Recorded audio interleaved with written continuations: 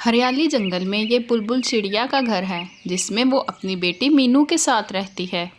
Meenu school जाती है। बुलबुल चिड़िया धोबी होती है। वो जंगल के सब पक्षियों के गंदे कपड़े धोकर उन्हें देती, जिससे उसे पैसे मिलते। उन पैसे से वो अपने घर का खर्चा चलाती। बुलबुल चिड़िया कपड़े धोने के बाद पक्षियों के घर में खुद जाकर उनको धुले हुए कपड़े दिया करती थी। अरे बुलबुल चिड़िया, तुम आई हो, ले आई हो मेरे कपड़े धोकर। जी पिंकी चिड़िया, ये देखिए मैं आपके सारे कपड़े धो लाई हूँ। चलो, ये तो तुमने अच्छा किया। मैंने वैसे भी साथ वाले जंगल में जाना था अपनी माँ जी के घर। मामा चिड़िया कपड़े धो रही होती हैं कि वहाँ पर मीनू चिड़िया आ जाती है। क्या हुआ मीनू बेटा, आप मुझे कुछ परेशान लग रही हो। मामा, मेरे पेपर स्टार्ट होने वाले हैं। कल भी तोते टीचर ने मुझे डांटा था, मेरे पास किताब नहीं है। मीनू बेटा तुम परेशान नहीं हो, आज मैं काली कव्वी के कपड़े धो रही हूँ। कल मुझे जो पैसे मिलेंगे मैं उन पैसों से आपको किताब ले दूंगी। Okay mama, thank you so much. बुलबुल चिड़िया पैसों की वजह से बहुत परेशान होती है। वो सोचों में गुम बैठी कपड़े धो रही होती है कि अचानक बारिश होना शुरू हो जाती है। चिड़िया सब कपड़ों को टोकरी में इकट्ठा करके घर के अंदर आ जाती है। मीनू बेटा मेरे सर में बहुत दर्द हो रही है, आप मुझे एक कप चाय बना दो। जी मामा, मैं अभी आपके लिए चाय बना कर लाती हूँ। मीनू चिड़िया किचन में जाती है और अपनी मामा के लिए बहुत मज़े की चाय बनाती है।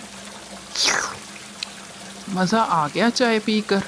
मीनू बेटा कपड़े धो धो कर तो मेरे पंखों में अब जान ही नहीं रही, बहुत दर्द करते हैं मेरे पंख। मामा, हम पैसे जमा करके कपड़े धोने वाली मशीन खरीद लेते हैं, जिससे कपड़े बहुत आसानी से धुल जाएंगे और आपके पंखों में दर्द भी नहीं होगा। नहीं मीनू बेटा, मशीन में धुले हुए कपड़ों की वो बात कहाँ। इसीलिए तो सब पक्षी मुझे कपड़े देते हैं हाथ से धोने के लिए। अगले दिन बुलबुल चिड़िया काली कव्वी के घर उसको कपड़े देने जाती है। अरे चिड़िया, तुम ले आई हो मेरे कपड़े धोकर। जी कव्वी बहन, ये देखे मैं आपके कपड़े धो लाई हूँ। अरे ये क्या, मुझे तो ये कपड़े बिल्कुल भी साफ नहीं लग रहे हैं और इनमें से तो बू भी आ रही है। नहीं नहीं कव्वी बहन, कल शायद बारिश की वजह से कपड़े सही से सूखे नहीं, इसलिए स्मेल आ रही होगी। अगर आपको कपड़े पसंद नहीं आए तो मैं कल दोबारा इनको धो लाऊंगी। हाँ हाँ, ले जाओ इन कपड़ों को और कल इनको दोबारा से धो कर लाना। बुलबुल चिड़िया उन कपड़ों को वापस घर ले आती है और उनको दोबारा अच्छे से धोती है और सुखाती है। कव्वी बहन, आज मैं आपके कपड़े अच्छे से धोकर और सुखा कर लाई हूँ। आज इनमें से बिल्कुल भी बू नहीं आ रही। हाँ ठीक है, आज कपड़े देखने में भी अच्छे लग रहे हैं। कुछ दिन गुजरने के बाद मानसून की बारिशों का सिलसिला शुरू हो जाता है, जिससे चिड़िया का काम अब बहुत कम हो जाता है। बारिश की वजह से कपड़े सही से सूखते नहीं और उनमें बू आ जाती है। मामा, क्या हुआ?